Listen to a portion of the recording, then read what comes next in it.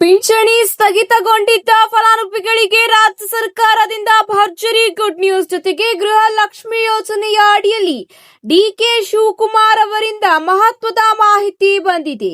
ತಪ್ಪದೇ ಮಾಹಿತಿನ ಪೂರ್ತಿಯಾಗಿ ನೋಡಿ. ಮಾಹಿತಿ ಇಷ್ಟವಾದಲ್ಲಿ ಲೈಕ್ ಮತ್ತು ಶೇರ್ ಮಾಡುವುದನ್ನು ಕೂಡ ಮರೆಯಬೇಡಿ. ಹಾಗಾದ್ರೆ ಬನ್ನಿ ವೀಕ್ಷಕರೇ, ಮೊದಲನೆಯ ಒಂದು ಟಾಪ್ ಸುದ್ದಿ ಏನೆಂದು ನೋಡೋಣ.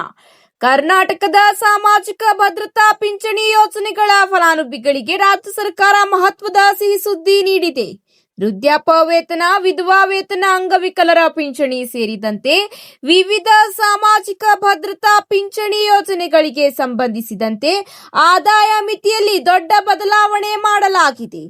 ಈ ಹಿಂದೆ ವಾರ್ಷಿಕ ಆದಾಯ ಮಿತಿ 32,000ಕ್ಕೆ ನಿಗದಿಯಾಗಿದ್ದರೆ ಇದೀಗ 1.2 ಲಕ್ಷವರೆಗೆ ವಾರ್ಷಿಕ ಆದಾಯ ಹೊಂದಿರುವ ಅರ್ಹ ಫಲಾನುಭವಿಗಳ ಪಿಂಚಣಿಯನ್ನು ಮುಂದುವರೆಸಲು ಸರ್ಕಾರ ನಿರ್ಧರಿಸಿದೆ. ಈ ಕುರಿತು ಕಂದಾಯ ಇಲಾಖೆ ಈಗ ಆದೇಶ ಹೊರಡಿಸಿದೆ.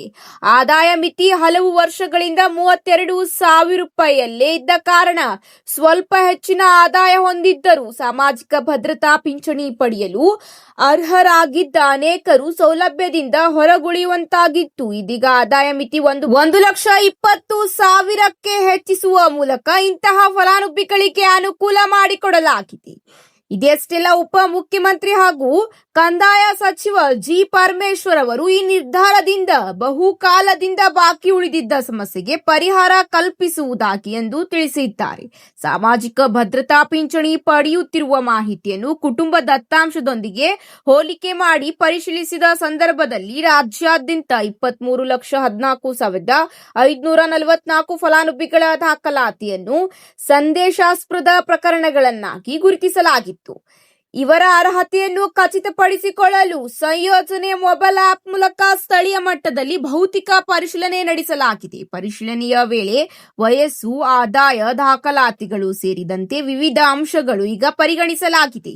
ಇನ್ನು ಪರಿಶೀಲನಾ ಪ್ರಕ್ರಿಯೆ ಸಂದರ್ಭದಲ್ಲಿ ಅಗತ್ಯ ದಾಖಲಾತಿಗಳನ್ನು ಹಾಜರಪಡಿಸಿದವರು, ನೀಡಿದ್ದ ವಿಳಾಸದಲ್ಲಿ ವಾಸವಾಗಿರದವರು, ಇದೆಯಷ್ಟೆಲ್ಲ ಆದಾಯ ದೃಢೀಕರಣಕ್ಕೆ ಬೇಕಾದ ದಾಖಲಾತಿಗಳನ್ನು ಸಲ್ಲಿಸಿದವರ ಪಿಂಚಣಿಯನ್ನು ತಾತ್ಕಾಲಿಕವಾಗಿ ಸ್ಥಗಿತಗೊಳಿಸಲಾಗಿತ್ತು. ಈ ರೀತಿಯಾಗಿ 18,06,032 ಫಲಾನುಭವಿಗಳ ಪಿಂಚಣಿ ತಾತ್ಕಾಲಿಕವಾಗಿ ಸ್ಥಗಿತಗೊಂಡಿದ್ದು ಸರ್ಕಾರ ಈಗ ವಿವರವನ್ನು ತಿಳಿಸಿದೆ. ಅರ್ಹತೆ ಇದ್ದರೆ ಈಗ ಪಿಂಚಣಿ ಮತ್ತೆ ಸಿಗುತ್ತದೆ. ಆದಾಯ ಮಿತಿ ಈಗ ಹೆಚ್ಚಿಸುವ ಕಾರಣ ಲಕ್ಷಾಂತರ ಕುಟುಂಬಗಳಿಗೆ ಮತ್ತೆ ಸಾಮಾಜಿಕ ಭದ್ರತಾ ಯೋಜನೆಗಳ ಅಡಿಯಲ್ಲಿ ಈಗ ಪ್ರತಿ ತಿಂಗಳು ಡಿಬಿಟಿ ಮೂಲಕ ಹಣ ವರ್ಗಾವಣೆ ಮಾಡಲಾಗುತ್ತದೆ ಎಂದು ಕಂದಾಯ ಇಲಾಖೆ ಈಗ ಮಹತ್ವದ ಸೂಚನೆ ನೀಡಿದೆ. ಹೀಗಾಗಿ ಕೇವಲ ಈಗ 32,000 ರೂಪಾಯಿ ಅಲ್ಲ, 1,20,000 ರೂಪಾಯಿ ಆದಾಯ ಮಿತಿ ಹೊಂದಿದ ಎಲ್ಲಾ ಲಕ್ಷಾಂತರ ಫಲಾನುಭವಿಗಳಿಗೆ ಈಗ ಪಿಂಚಣಿ ಮಂಜೂರು ಮಾಡಲಾಗುತ್ತಿದೆ. ಫಲಾನುಭವಿಗಳ ಮಾಹಿತಿಯನ್ನು ಕುಟುಂಬ ದತ್ತಾಂಶದೊಂದಿಗೆ ಸಂಯೋಜಿತ ಬಳಿಕ ಅನುಮಾನಾಸ್ಪದ ದಾಖಲಾತಿಗಳನ್ನು ಗುರುತಿಸಲಾಗಿತ್ತು. ನಂತರ ಈಗ ಈ ಒಂದು ಹೊಸ ನಿಯಮದಿಂದ ಫಲಾನುಭವಿಗಳಿಗೆ ಮತ್ತೆ ಈಗ ಸಿಗಲಿದೆ ಸಾಮಾಜಿಕ ಭದ್ರತಾ ಪಿಂಚಣಿ ಯೋಜನೆಯ ಲಾಭ. ಇದರ ಜೊತೆಗೆ ಮುಂದಿನ ಒಂದು ಅಪ್ಡೇಟ್ ಏನೆಂದು ನೋಡೋಣ ಬನ್ನಿ ವೀಕ್ಷಕರೇ. ಗೃಹಲಕ್ಷ್ಮಿ ಯೋಜನೆಯ ಫಲಾನುಭವಿಗಳಿಗೆ ಮಹತ್ವದ ಮಾಹಿತಿಯನ್ನು ತಿಳಿಸಿದ್ದಾರೆ ಡಿಕೆ ಶಿವಕುಮಾರ್ ಅವರು. ಗೃಹಲಕ್ಷ್ಮಿ ಯೋಜನೆಯಲ್ಲಿ ಅರ್ಜಿ ಸಲ್ಲಿಸಿರುವ ಮಹಿಳೆಯರಿಗೆ ರಾಜ್ಯ ಸರ್ಕಾರ ಮಹತ್ವದ ಮಾಹಿತಿ ನೀಡಿದೆ. ಅರ್ಜಿಗಳಲ್ಲಿರುವ ವಿವರವನ್ನು ಮತ್ತೊಮ್ಮೆ ಪರಿಶೀಲಿಸುವ ಪ್ರಕ್ರಿಯೆ ಶೀಘ್ರದಲ್ಲೇ ಚಾಲನೆ ನೀಡಲಾಗುತ್ತಿದ್ದು, ಇದಕ್ಕಾಗಿ ಸೇವಾ ಸಿಂಧು ಕೇಂದ್ರಗಳ ಜೊತೆಗೆ ಮನೆ ಮನೆಗೆ ತೆರಳಿ ಸಮೀಕ್ಷೆ ನಡೆಸುವ ವ್ಯವಸ್ಥೆಯನ್ನು ಈಗ ಕೈಗೊಳ್ಳಲಾಗುತ್ತಿದೆ.